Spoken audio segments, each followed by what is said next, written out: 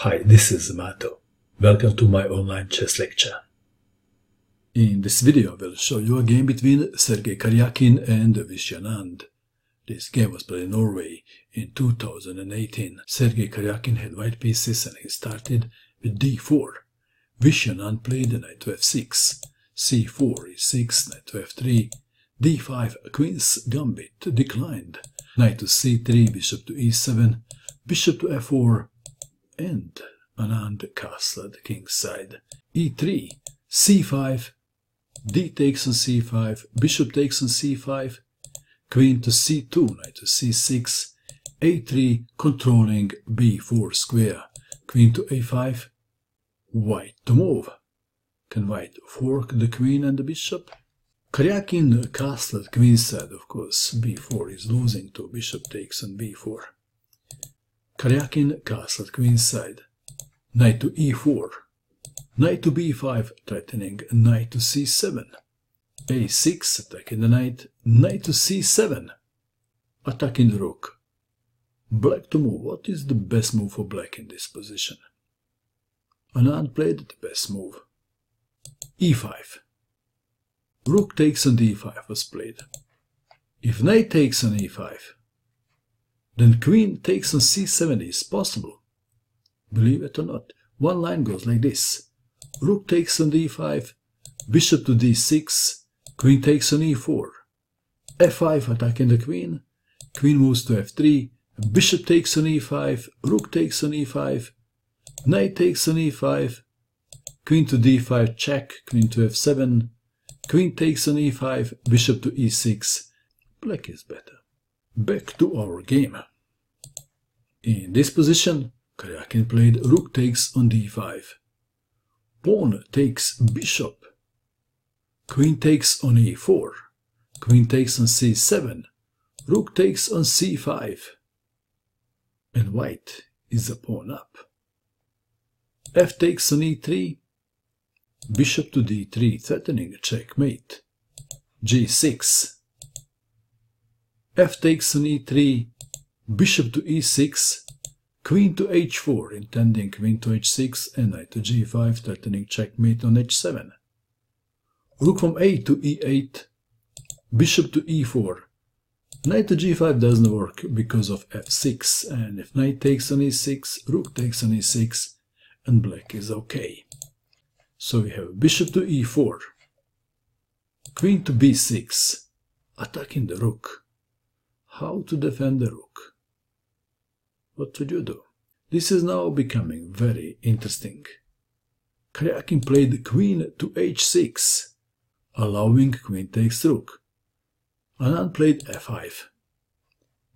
If queen takes on c5, then knight to g5 and white is threatening checkmate, black would have to give up the queen to avoid checkmate. One variation goes like this.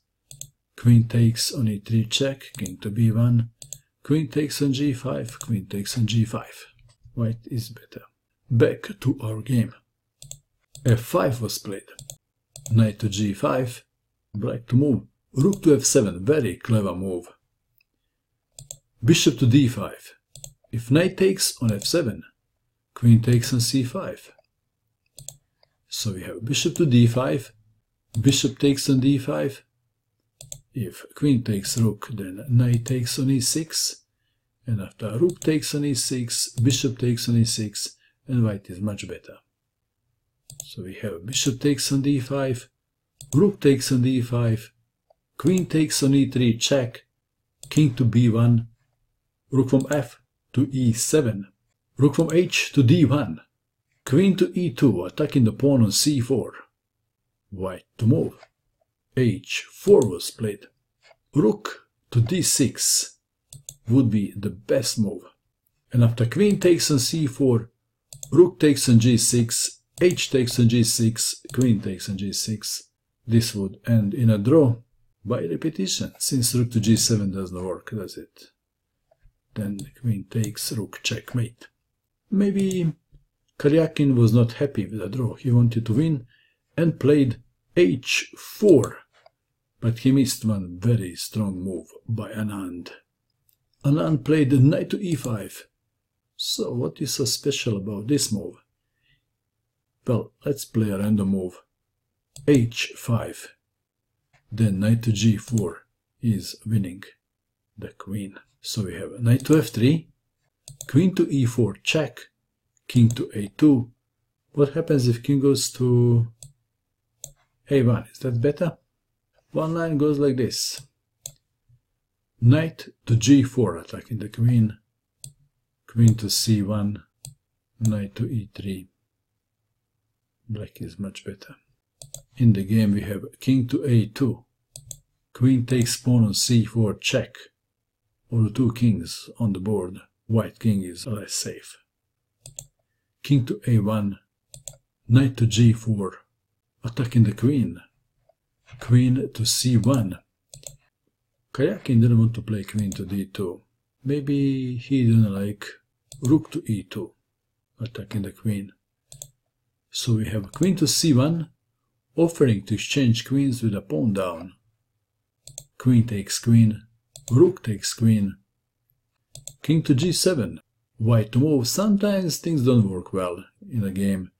In this position, Karjakin makes one more bad move. h5.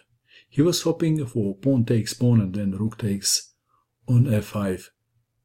But Anand played much better move. Black played a move and white resigned. What would you do?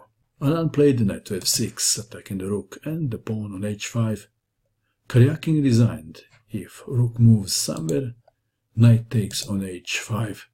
Two extra pawns in Anand's hands is too much of an advantage.